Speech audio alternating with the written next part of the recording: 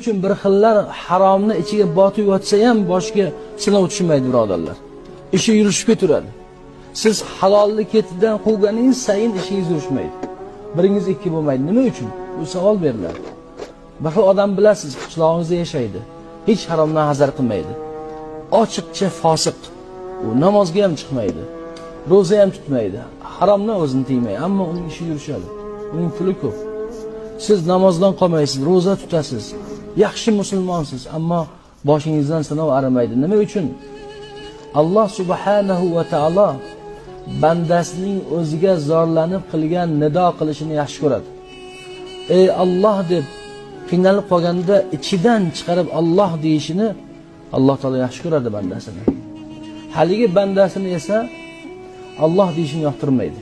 Biron marta Alloh demaslik uchun uning istidrojini chuqur qilib qo'yadi. Ya'ni unga